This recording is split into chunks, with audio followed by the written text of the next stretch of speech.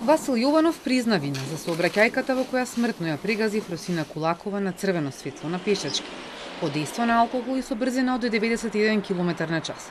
Пресудата ќе ја слушне на 13 мај. Изрази сочувство и извинување до фамилијата, кој го повтори и во завршниот збор со наведната глава. Имам грижа на совест и носам голем товар за тоа што го сторив и не можам да ви објаснам какво каење чувствувам. Не поминува дена да не се молам за душата на Фросина и за здравието на нејзиното семејство.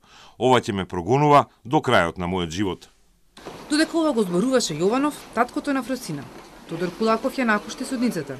И тој и мајката на Фросина претходно побараа максимална казна која е 20 години затвор.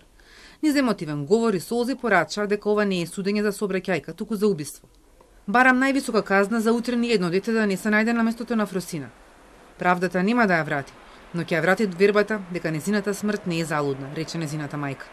Судот ќе покаже дека правдата има душа, дека законите има душа и правдата има лице и дека животот на Фросинче нема да заврши во празнина. Толку. Само тоа се надевам, дека ќе се изрече највисока казна. Кого го штити овој закон? Жртвите и оштетените или обвинетите и виновниците?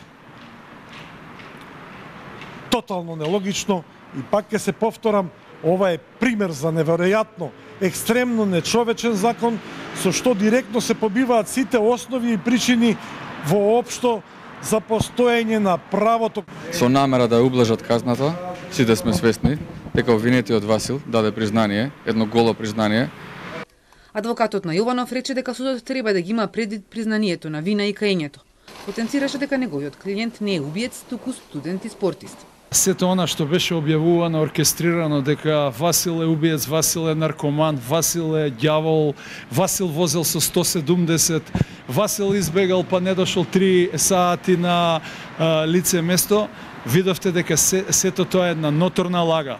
Да оставиме институциите да си ги донесат пресудите и да донесат одлука врз основа на законот.